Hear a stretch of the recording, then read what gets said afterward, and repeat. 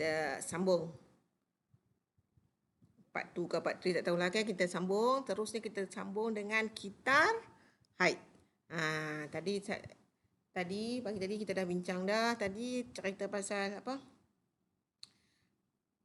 Perkembangan bagaimana spermatogenesis dengan oogenesis kan?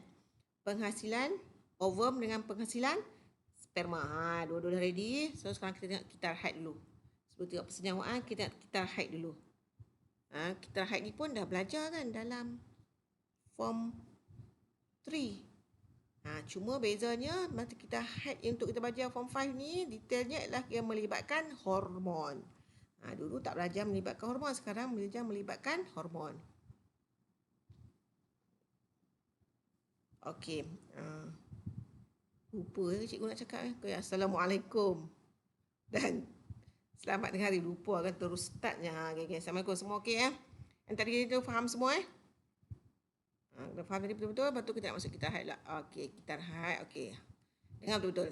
Kitar haid ni, okey, ini dalam bahasa Inggeris ya. Tak apalah ya. Dalam bahasa Inggeris, tapi cikgu tak translate sebab apa tahu? Nama dia sama saja. English dengan nama Melayunya adalah sama, cuma perbezaannya adalah dari segi ejaan saja. Okey. Menstrual cycle, kitar haid dan hormon. Okey. Cikgu nak awak hafal hormon ini ikut susunan cikgu ni. Sebab apa? Sebab dia berkaitan dengan sekuens perembesan dia. Okey? Ada dalam buku dia bagi jadual ni ikut kelenjar mana yang hasilkan. Okey, cikgu buat jadual itu ikut susunan, ikut kronologi yang mana dulu keluar dirembeskan. Okey. Okey, sepatutnya belajar hormon dulu tau, sistem endokrin dulu sebelum belajar pembiakan ni. Tapi awak dah belajar pembiakan dulu, so cikgu cerita sikitlah pasal hormon ni. Okey, hormon adalah kebanyakan hormon adalah protein tapi ada juga hormon yang lipid, estrogen, progesteron, ingat tak form 4? Hormon seks. Progesteron dengan estrogen adalah lipid. Okey. Hormon secara umumnya ialah bahan kimia yang dihasilkan oleh kelenjar endokrin. Kelenjar kan ada dua jenis, kelenjar eksokrin dengan kelenjar endokrin. Kelenjar endokrin adalah kelenjar yang merembeskan hormon. Kelenjar tanpa duktus yang merembeskan hormon terus ke dalam darah. Dan kelenjar dalam badan kita banyak. Ada beberapa kelenjar yang awak wajib hafal. Yang dalam bab, yang dalam jadual, dalam gambar, dalam bab what we call it, koordinasi dan gerak balas itu dalam bab sistem endokrin. Dia ada melibatkan kelenjar endokrin yang merembeskan hormon. Kelenjar endokrin, awak tahu dia merembeskan hormon terus ke dalam aliran darah. Dia kelenjar tanpa duktus. Dia maksud tak ada salur lah. Okey, so ini dia nama ni kelenjar-kelenjar dia. Ada ovari, ni angkat sini, ada ovari, ada kelenjar pituitari. Okey, bila kitar haid ni kat perempuan je kan. So hormon yang dihasilkan oleh semua dihasilkan untuk kitar haid ni dihasilkan oleh dua kelenjar, ovari dengan pituitari. Pituitari kedudukannya adalah dekat kita punya brain. Ovari lah kita tengok tadi kan, ovari kan. Okey, dan dia merembeskan katalah ni kelenjar endokrin kan. Ini ovari kan. Dalam ovari ada banyak folikel kan. Ada folikel prima yang dalamnya ada usit prima. Dia ada salur darah dan juga ada kelenjar endokrin. Ingat, kelenjar terdiri pada tisu apa? Tisu epitelium. Dan dia merembeskan hormon. Terus masuk dalam mana? Masuk dalam blood vessel. Ataupun blood capillary lah. Dan akan diedarkan ke seluruh bahagian badan lah. Once dah masuk dalam blood vessel, sentiasa akan mengalir lah, beredar satu badan kan. Dan setiap hormon itu ada organ sasarannya yang tertentu. Nanti kita akan tengok. So, keyword dia kelenjar endokrin, rembes hormon, terus masuk ke dalam aliran darah, ada organ sasaran. Okay. So, begitu juga pituitari, kerja pituitari kat sini. Ada dekat dalam somewhere lah. Nanti tengok kalau terantas tu. Ini akan merembeskan hormon masuk dalam apa? Kapilari darah, blood vessel. Dan akan, once dah masuk dalam blood vessel, mestilah akan beredar ke satu-satu badan. Mana kita punya darah bukannya duduk stagnan je kan. Sentiasa beredar. Sebab jantung pump, so beredar. So, dan bila sampai ke organ sasaran, dia akan bertindak pada organ sasaran. Okay. Back to here. Okay, so, awak hafal pertama FSH. FSH ni datang daripada perkataan apa? Follicle Stimulating Hormone. Melayunya hormon perangsang folikel. Nama hormon perangsang folikel.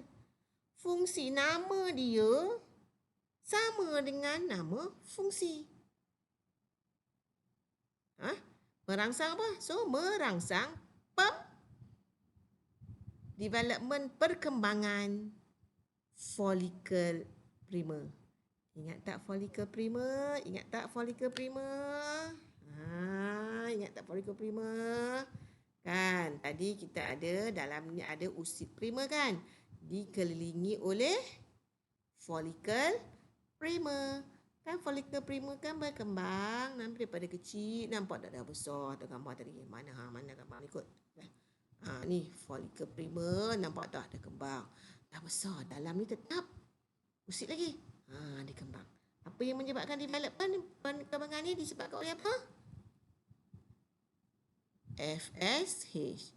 Follicle Stimulating Hormone. Ingat, nama hormon adalah nama fungsi. Dan kelenjar yang merembeskannya ialah kelenjar pituitari. Ini baru nama-nama ni nanti. Okay, yang kedua, estrogen. Kelenjarnya apa? Ovari. Dan fungsinya, ini nama lain lah. Nama tak ada nama estrogen, tak adalah fungsi, tak ada kaitan. Okay, merangsang, stimulate ni salah ejen ya. Stimulate, merangsang perkembangan apa? Endometrium. Endometrium tu apa? Endometrium ialah dinding uterus. Okay. LH. LH, luteinization hormone. Kelenjar apa? Pituitari merangsang ovulasi. Progesteron. Okey, yang seterusnya, yang keempat apalah ingat progesteron. Kelenjarnya ialah ovari. Struktur dalam ovari yang merembeskan progesteron ni ialah corpus luteum. Corpus luteum ada kat dalam mana? Ovari. So, kelenjar ni kita boleh katakan juga sama lah dalam ovari sebab corpus luteum ada dalam ovari. Tujuan dia apa? Mengekalkan ketebalan dinding uterus. Estrogen buat apa? Dia stimulate perkembangan dinding uterus. Okey. Sebab kitar haid bermula dengan apa? Hari pertama kitar haid ialah apa? Hari pertama keluarnya darah haid. Keluar darah haid pertama itu hari pertama kan? Kita mula situlah. Okey. Okey. So, itu fungsi dia. Sekarang dengar betul-betul. Okey. FSH ini mula-mula kata kita mula masa mula hari pertama kita haid tu semua hormon-hormon ini adalah rendah di dalam darah. Semua ni hormon kan dalam darah. Dalam darah kita maksudnya kepekatan yang rendah. Okey, kepekatan progesteron yang rendah, ni progesteron rendah. Apa fungsi progesteron? Mengekalkan ketebalan dinding uterus. So, bila ada progesteron, dinding uterus tebal ke tak tebal? Tebal lah kan? Sebab fungsi apa? Mengekalkan ketebalan dinding uterus. Okey. Bila progesteron rendah, boleh kekal tak ketebalan ni? Tak boleh kekal kan? So, apa jadi? Dinding uterus akan luruh. Itulah yang keluarnya apa? Haid. So, mula dengan apa? Bila progesteron rendah dalam darah, ia akan merangsang. Merangsang apa? Kelenjar endokrin. Kelenjar apa? Kelenjar pituitari. Sebut. Pituitari merembeskan apa? FSH. Bila FSH banyak, dia buat apa? Dia merangsang penebalan dinding uterus. Okey. Okey. So, kita pergi depan sikit. Gambar. Kita tengok bersama-sama gambar. Okey. Tengok gambar ni. Okey. Graf ini. Dalam buku teks pun ada. Okey. Ini dia ada bagi gambar. Ini kelenjar pituitari. Kelenjar pituitari. Merembeskan dua hormon kan? Satu FSH, satu LH. Okey. Ovari. Merembeskan dua hormon kan? Estrogen dengan progesteron. Okey. Apabila tadi progesteron rendah, dinding uterus luruh kan? Haid keluar kan? Okey. Progesteron rendah akan merangsang apa? Pituitari merembeskan hormon apa? FSH. Okey. So, tengok ni. Menghasilkan hormon apa? FSH. Okey, tengok. So, FSH ni. Ini biru ni. So, meningkatlah. Sikit hormon hasil meningkat. Bila meningkat, pituitari tadi buat apa? FSH apa fungsi? Follicle stimulating hormone kan? Dia merangsang apa? Perkembangan folikel. Nampak tak dia makin banyak ni? Dia merangsang perkembangan folikel. Dalam folikel ni ada apa? Oocyte primer. Yang kembangnya apa? Folikel je. Nampak tak makin besar? Dan folikel ni buat apa? Folikel ada kat dalam mana? Dalam uterus, dalam ovari kan? So, folikel ni bila berkembang, masa dia berkembang, dia juga merembeskan hormon. Hormon apa? Hormon yang dirembeskan ialah hormon apa? Estrogen. Maka apa? Nampak tak? Ni folikel berkembang. So, estrogen dalam badan pun bertambah. Bertambah. Sebab apa? Ini hasil kan? So, apabila FSH bertambah, estrogen juga bertambah. Ni, bila estrogen ni maksimum dah ni, nampak tengok maksimum ni. Kalau kita ambil pembaris, mana pembaris jap? Pembaris jap.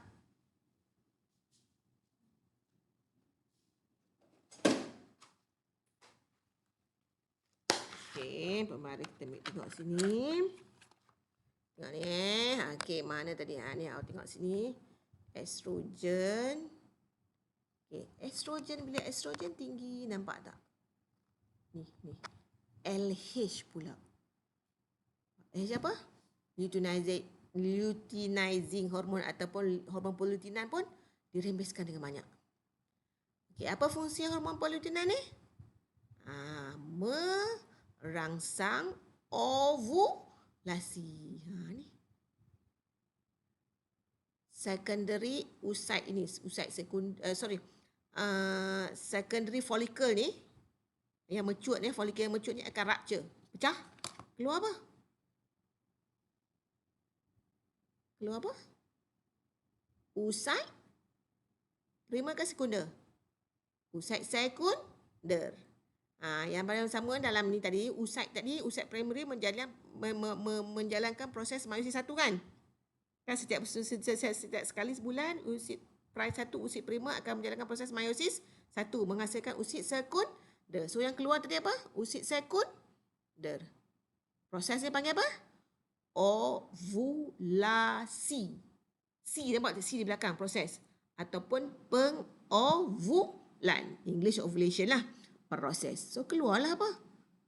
Usid sekunder. Keluar kat dalam mana? Masuk ke dalam tiuk fallopian. Okey. Tadi ini, okey. Follicle kan? Yang keluar hanya usaid. Yang duduk kat dalam ni, dan yang tertinggal apa? Secondary follicle. Secondary follicle ini yang tertinggal akan jadi, bukan tukarlah, dia akan develop jadi struktur yang dinamakan corpus luteum.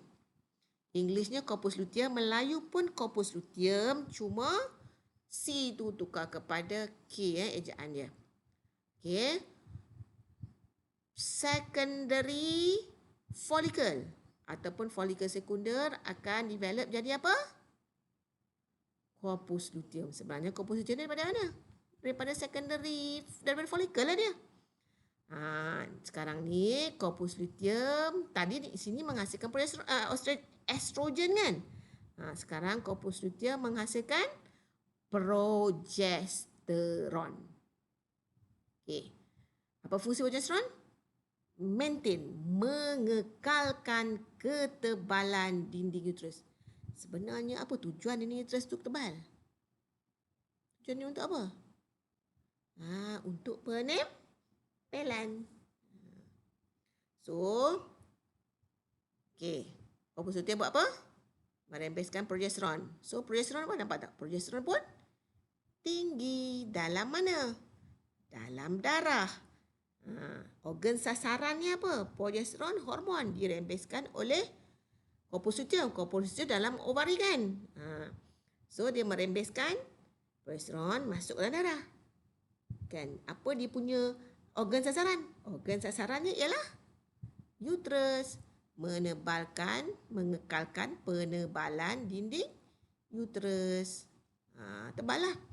Untuk apa? Bersedia untuk penempelan. Okey. Okey, nampak ni? Tebal. Ni sini balik sampai 28 ni. Okey, ini kan turun balik. Sebab apa turun balik? Okey, sebab apa ni? Sebab apa gugur?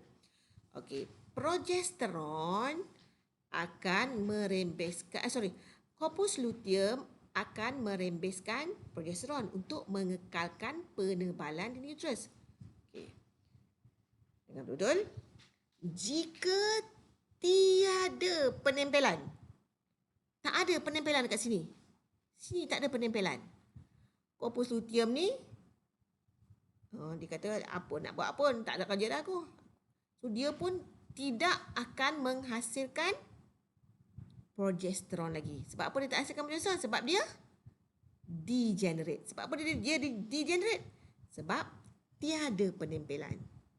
Jika pada waktu ini tiada penempelan, corpus luteum akan degenerate. Bila degenerate, kuranglah progesteron dihasilkan kan? Bila kurang progesteron dihasilkan, apa jadi? Dinding uterus pun gugur, luruh. Dan jika progesteron rendah, apa? Akan trigger balik proses perembesan. Perembesan apa? Perembesan FSH. So, next month tu, next cycle lah maksudnya, another primary follicle akan develop pula. Jelas? Jika tiada penempelan. Okay. Jika ada penempelan pula. Jika ada penempelan, korpus luteum ini akan kekal. Dia punya, inilah, dia akan kekal merembeskan, saiz dia pun kekal, dia tak degenerate, dia akan terus menghasilkan progesteron. Maka dinding uterus akan kekal tebal lah. Sebab apa? Sebab ada penempelan. Sebab apa ada penempelan? Sebab apa ada penempelan? Sebab ada persenyawaan di sini kan. Dan batal balik juga ada sebab apa ada persenyawaan? Sebab ada sperma yang masuk. Sperma masuk kan, secondary oocyte akan meiosis 2 akan lengkap, secondary oocyte akan menjalankan proses meiosis 2, menghasilkan ovum, lepas tu dapat zigot. Lepas tu terus menempel, nanti kita tengok. Okey. Dan korpus luteum akan terus menghasilkan progesteron untuk mengekalkan penebalan dinding uterus jika ada penempelan. Tapi dia tidaklah sepanjang kehamilan. Dia lebih kurang 2-3 bulan yang pertama sahaja sebelum sebelum placenta betul-betul develop. Nanti kita tengok lepas ni apa pula placenta tu apa pula. Okey. So, itu adalah kitar haid. Ni awak boleh faham graf ni. Okey, insya-Allah. Okeylah tu. Okey. So, fahamkan kitar haid betul-betul. Lepas ni kita nak tengok apa? Kita nak tengok perkembangan zygote lah kan. Dan ni jika ada persenyawaan dan penempelan. Lepas tu kita tengok apa jadi pula. Okey. Okey, bye-bye. Betul tak dengar? Okey, kita cikgu stop dulu. Mana ya?